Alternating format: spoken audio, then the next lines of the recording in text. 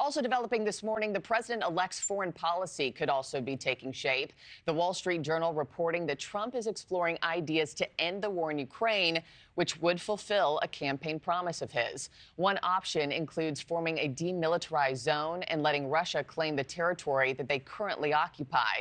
NewsNation's Tom Dempsey has more from Washington this morning. So, Tom, what does the future of U.S. aid to Ukraine look like with a new administration on the horizon?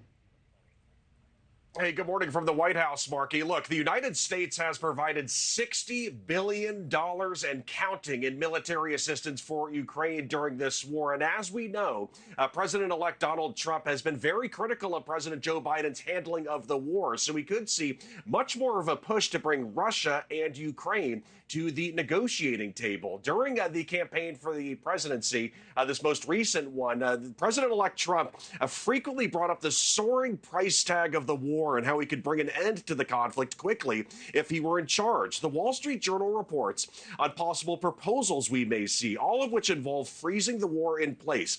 One proposal that the Journal cites to three close sources to the president-elect would involve Ukraine promising not to join NATO for at least 20 years in return for the country continuing to receive weapons to protect against more Russian attacks. That plan would lock the front line in place. That's where this map comes into place here. It would both sides would need to agree on an 800-mile demilitarized zone. The sources add that United States and United Nations forces would not be in charge of monitoring this zone.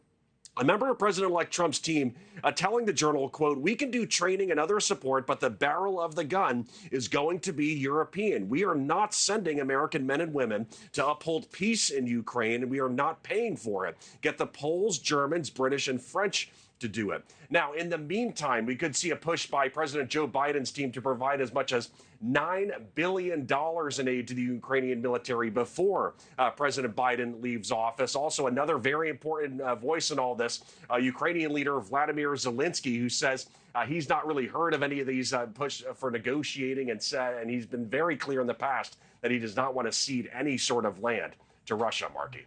Tom Dempsey, live from the White House this morning. Thank you so much. Thanks for watching, everybody. Go to joinnn.com to find News Nation on your television provider. Also, don't forget to click that red subscribe button below to get more of News Nation's fact-driven, unbiased coverage.